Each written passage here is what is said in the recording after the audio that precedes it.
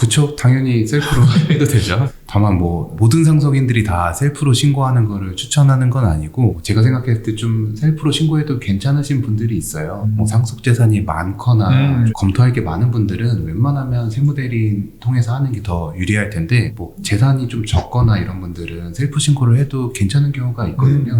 뭐 구체적으로 좀 말씀드리면 재산이 좀 적어가지고 상속세 면제 한도에 걸리는 분들이 있어요. 그렇죠. 일반적으로 봤을 때 이제 배우자가 없으면 5억까지는 공제가 가능하고 배우자가 있는 경우에 10억까지 공제가 가능하거든요. 상속 재산이 공제보다 적어가지고 애초에 상속세가 안 나오시는 분들 이런 분들은 굳이 세무대리인 안 통하고 셀프 신고를 하셔도 상관없을 것 같아요. 재산이 좀 적어서 사실 세금이 안 나오는 분들이야 뭐 잘못되더라도 뭐 가산세 같은 불이익이 없으니까 직접 신고하셔도 괜찮다라는 거죠. 다만 이제 한 가지 정도 유의하실 점은 이제 상속 재산 계산하실 때 보통 이제 돌아가신 시점에 받은 재산만 고려를 하시는 경우가 많거든요. 근데 돌아가신 시점에 받은 재산뿐만 아니라 사전 증여라고 해서 10년 이내에 받은 재산이 있다면 이 금액을 합쳐가지고 좀 계산을 해봐야 됩니다. 돌아가신 날 기준에 상속재산이 얼마 안 되니까 나는 뭐 얼마 안 나와 상속세 그냥 신고해도 돼 라고 신고하셨다가 나중에 세무조사 때 엄청 두들겨 맞는 경우가 있죠. 그렇죠. 그래서 10년치 거래 내역을 좀 떼보시고 사전 증여가 없으면 셀프 신고를 하셔도 괜찮다 이렇게 말씀드립니다. 저는 또 이 세금에 대한 이해도가 좀 있고 시간적 여유가 진짜 충분하신 분들한테는 셀프 신고를 좀 추천을 드립니다. 두 개를 다 갖춰야 된다는 말씀이죠? 무조건 두 가지 다 충족하셔야 됩니다. 왜 그러냐면 제출 서류가 너무 복잡해요. 제가 지금 오늘 이제 들고 나왔는데 이게 상속세 신고 하나 하면 이 정도 되는 두께의 책자가 나옵니다. 사실 상속세 신고서만 봐도 뭐 한 30장 정도 나오고요. 그 신고서에 대한 근거 서류가 또 한 100장 가까이 나옵니다. 거의 책 한 권 분량이 나오거든요. 작성해야 될 서류도 너무 많고 방법도 되게 복잡하고 다릅니다. 그래서 세금 전반적인 이해도 있고 또 시간적인 여유도 충분하신 분들만 이제 셀프 신고하시는 게 좋다라고 말씀드립니다. 서류마다 어떻게 작성해야 하는지 작성 방법이 다 다르잖아요. 그래서 시간적 여유도 좀 있으면서 꼭 뭐 상속세가 아니더라도 세금 전반에 대한 어느 정도 이해도가 있다. 이런 분들은 좀 셀프 신고하셔도 괜찮을 것 같아요. 처음 셀프 신고하시는 게 상속세다라고 하면 사실 저는 추천드리지는 않아요. 이거 일생에 한두 번 하는 건데 처음 신고서 내가 작성해봐야지 마음 먹은 게 상속세다라고 하면 너무 무리가 되지 않을까. 주변에도 사실 뭐 세무사 회계사 친구들이 굉장히 많은데 아직 상속세 신고 한 번도 안 해보신 분이 있어요. 실제로. 지금 저희 하고 있는 것도 회계사님이 의뢰해 주신 거 있잖아요. 생각보다는 꽤 복잡한 건이라 가급적 진짜 이해가 꽤 있으신 분들만 또 시간적 여유도 충분하신 분들이 하시는 게 맞을 것 같다. 라고 정리하면 될 것 같네요. 실제로 셀프 신고를 할 때 유의해야 할 점은 없을까요? 일단은 상속 공제가 누락되었는지를 좀 체크를 해봐야 되는데요. 상속세 셀프 신고하는 궁극적인 이유가 상속세 공부하려고 하는 건 아니잖아요. 보통은 상속세 셀프 신고함으로써 이제 비용을 조금 절감하려고 하는 건데 열심히 셀프 신고 해가지고 수수료를 한 300만 원 정도 세이브를 했는데 예를 들어서 금융재산 상속 공제를 빠뜨려서 세금을 500만 원 더 낸다? 이러면 셀프 신고에 실익이 전혀 없잖아요. 그래서 이렇게 공제 항목 누락되는 게 없는지를 좀 잘 체크해 볼 필요는 있습니다. 누락하는 경우도 문제인데 잘못 입력하는 것도 문제예요. 과다하게 입력하는 경우도 있고 금융재산 상속공제에서 뭐 카드 채무는 빼지 않고 그냥 금융재산만 넣는다거나 그런 것도 너무 많거든요. 그러면 이제 세무서에서 무조건 전화가 옵니다. 실익이 있으려면 어쨌든 꼼꼼하게 틀리지 않고 잘 작성을 해야 된다라는 거죠. 놓치면 안 되는 대표적인 상속공제 항목에는 어떤 게 있을까요? 사실 상속공제 항목이 너무 많아서 뭐 다 열거해드릴 수는 없지만 일반적으로 적용하는 공제는 장례비 공제, 금융재산 상속 공제, 동거주택 상속 공제, 배우자 공제, 인적 공제 중에서 뭐 장애인 공제, 감정평가 수수료 공제 이 정도가 있을 것 같아요. 인적 공제에서 장애인 공제 같은 경우에는 꼭 이 장애인법에 따른 장애인이 아니어도 가능한 거잖아요. 이게 세법상 장애인도 조금 다르기 때문에 이런 부분 놓치면 사실 오히려 손해거든요. 뭐 암 환자 같은 중증 환자 이런 것도 다 장애인 공제가 되니까 이런 거 놓치지 않게 좀 유의를 해주셔야 됩니다. 그리고 또 제가 이제 생각 들 때 가장 실수 많이 하는 게 부동산입니다. 이제 상속세 셀프로 하시는 분들이 또 셀프로 많이 하시는 게 등기거든요. 보통 이제 등기를 할 때 이제 공시가 기준으로 취득세를 냅니다. 그러니까 상속세도 이제 공시가로 신고를 해야 된다라고 생각하시는 꽤 많거든요. 그렇죠. 근데 상속세 신고할 때 보면 이제 순위가 정해져 있습니다. 여기 화면에 보시면 상속받은 부동산을 이제 전후 6개월 이내에 매매, 경매, 아니면 감정평가받은 금액이 있다라고 하면 이게 1순위입니다.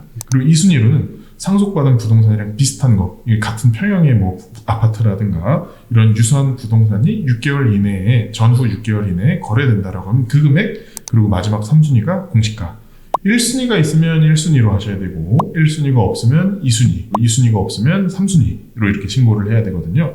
3순위에 들어가는 게 이제 공시가입니다. 그래서 이게 생각보다 부동산 금액을 판단하는 게 어렵거든요. 그래서 이 부분 실수하지 않도록 하는데 좀 주의가 필요하죠.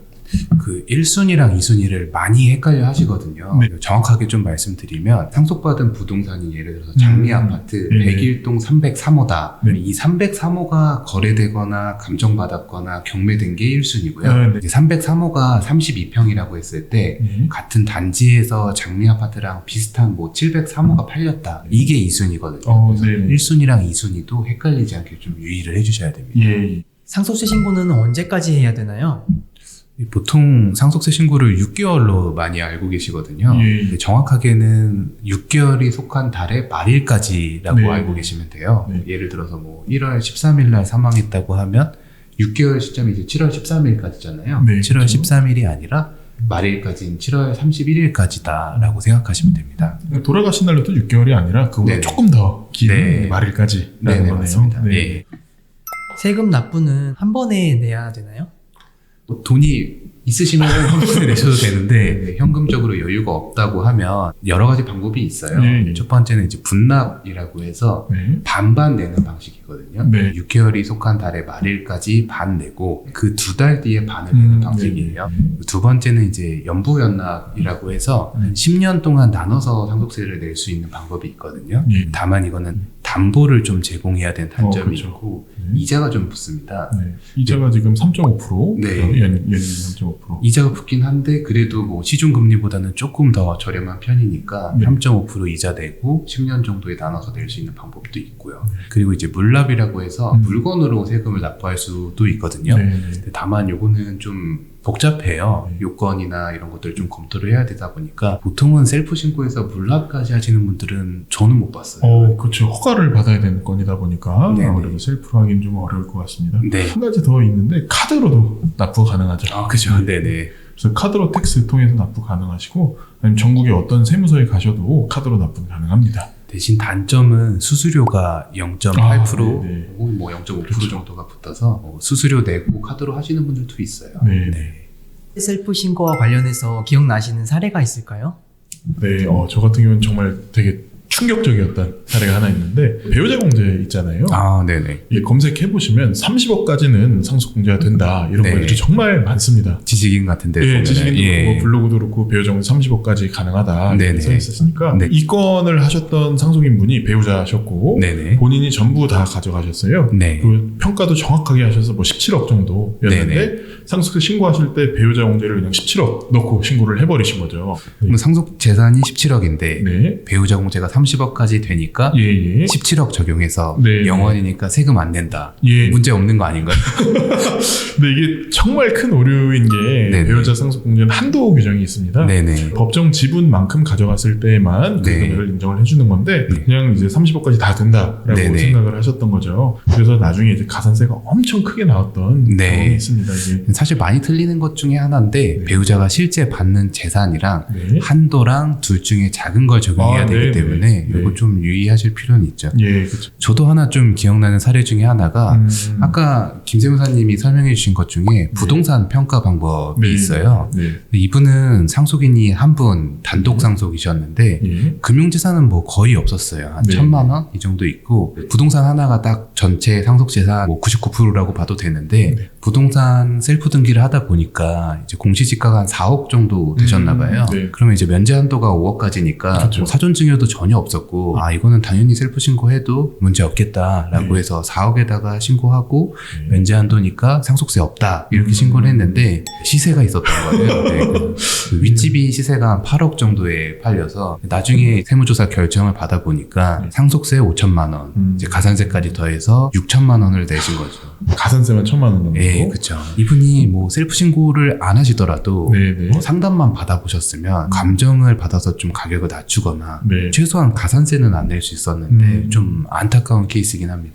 근데 사실 이쪽에서 일하시는 분이 아니면 네. 취득세에서 산정하는 금액이랑 네네. 상속세에서 산정하는 금액이 다르다라는 거를 인지하기가 쉽지는 않아요. 그렇죠. 이제 취득세 과세 표준도 이제 국가에서 하는 거니까 네네. 당연히 이 가격대로 신고하겠거니라고 하는데 네. 이제 취득세 낼 때는 구청에 내고 네네. 이제 상속세는 국가에 내니까 네. 이게 적용받는 법이 조금 달라서 그렇습니다. 그렇죠. 예. 그리고 취득세 영수증 보면 과세 표준에 딱 써 있으니까 네네. 이걸 의심할 수가 없어요. 이게. 네, 오해할 만하긴 하죠. 예. 네. 아 그리고 또 한 가지 더 있는데 정세현 사님 말씀하신 것 중에 사전 증여도 고려를 네네. 해야 된다고 말씀을 드렸는데 네네. 어떤 분은 돌아가신 날 기준에 뭐 네. 잔액 증명도 정확하게 내셨고 부동산도 명확하게 평가해서 이렇게 신고를 하셨습니다. 근데 이제 본인도 기억을 못했던 거죠. 네네. 뭐 7년 전 정도에 이제 사전 증여 받았던 것이 있었는데 네. 그게 이제 누락이 돼서 네. 나중에 문제가 됐던 것이 있습니다. 근데 이런 케이스는 너무 많죠. 사전 증여 사실. 누락하는 거는. 예. 이게 본인이 의도해서 그런 게 아니라 진짜 네. 기억이 안 나는 거잖아요. 네네네. 이거는. 네. 제가 들어보니까 셀프 신고를 하지 말라고 하시는 것 같은데 실제로 신고를 해도 괜찮을까요?